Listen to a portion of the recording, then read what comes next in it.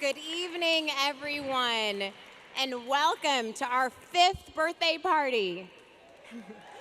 My name is Kim Harris, and I'm the CEO of America Needs You.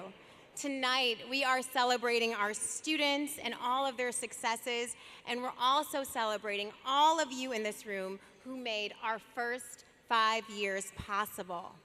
We are eager to hear the words of wisdom from our esteemed honorees, Ms. Edith Cooper and Mayor Stephen Fulop. And tonight we also want to hear words of wisdom from all of you. We've placed these note cards on all of your tables, so I want you to think back to the best advice that you've received over the years and write it down on the note card. We'll collect the cards during dinner and share some of them later in the program. Your guidance brought us this far, and it's so important to continue that cycle of wisdom. It's important for our students, and it's important for us as an organization as we grow. So tonight we have a very special guest that we're going to start with. I'm so honored to introduce Congressman Charlie Rangel. Like our students, Congressman Rangel was the first in his family to graduate from college. He then went on to law school, and he began his career in public service as an assistant U.S. attorney. In 1971, he was elected to the House of Representatives, where he has had a historic career. So please join me in welcoming Congressman Rangel.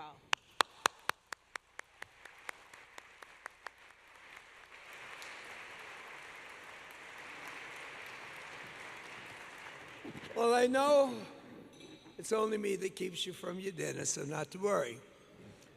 But I want you to know this is one of the most exciting nights that I've had in my political career. One, because I'm wrapping up this career, and I want to make certain when I negotiate with St. Peter, who's over there, that I don't want any problems at all. The second is that the cause that America Needs You has never put in such a way that our country needs that type of thinking today. As was said, that in my community, college wasn't something people talked about. I was born and raised at 132nd and Lenox. I live at 135th and Lenox now. And before I went off into the Army, I thought that City College was Riverside. College wasn't an issue. It was stay out of trouble, get a civil service job, and get a pension, and you were a success. The whole idea that the people here tonight has recognized that in order for our country to maintain its leadership in the world, that America needs educated people, it means that you know that if you count our population and other competitors' population, you can see we are far ahead in research and development technology. But there's no question that we're not far ahead in the terms of education. So we hear about pre-K, we hear about college. We don't hear about the link between someone who never dreamed about college, no one told them about it, and they made it. And they're holding on by their fingertips. They don't know the language, they don't know the courses, they don't know anyone to ask. And that's where you set in, that you're willing to fill in that wide gap that everyone has to feel when they have a new experience. We have here the new mayor of Jersey City I was talking with. I didn't ask him whether he was Republican or Democrat. I will. But the whole idea that he would come here in recognizing that as important as he thought he was and the people who elected him, that first day on the job must have been one hell of a day. And so now what do you do? And that's what our youngsters have to think. They've made college. Their family's proud. The community is proud. Now what do I do? Who can I talk with? And my brothers and sisters, that's the vacuum, the gap that you are filling. There's a poem that's been told so many different ways about an old man who was walking or trying to make it across this stream, this river at low tide. And the old man got across and immediately started to build a bridge. And the friends were saying, "Oh man, you'll never have to go this way again. Why in the heck are you building a bridge? You've made it." And he said, "Because some young person may follow me. They may not be able to navigate this stream, this river, and this bridge is for him." And this evening, that's what you're doing. You're building that bridge. You're helping yourselves to understand that understanding the plights of so many different people in America is helping you, but more importantly, that you building that bridge is not only helping that individual, his family, and the community, but I personally cannot think of any investment that you can make to protect the national security of the United States of America than to have our young people to have the intellectual capacity to understand the technology that's going to be necessary for us to be productive.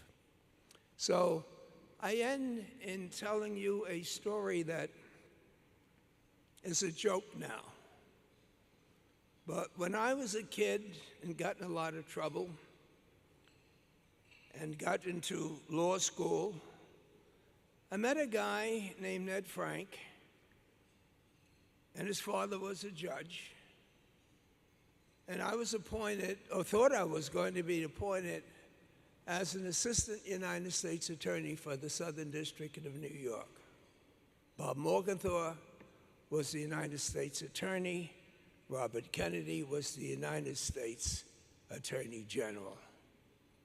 I had no idea when they told me I was going to get this great honor that I would be subject to a Federal Bureau of Investigation search.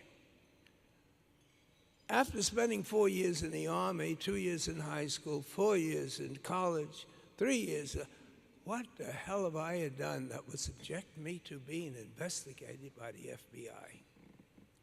So I put down the name of the judge who was the father of my buddy, and he called me to his chambers. He says, "Charlie, listen, this is a very serious job that you are being considered.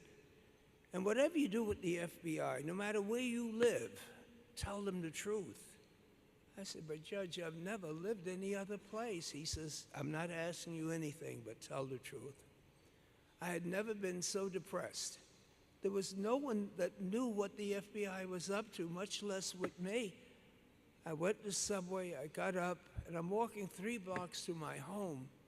And all my real buddies, all on the block, were all there waiting, and I'm there waiting to be embraced, and said, "Charlie, what the hell are you doing here? The FBI's been looking for you for 3 weeks. We've told everyone we don't know you. We've knocked on every damn door. Whatever you've done is okay, but get the hell out of town."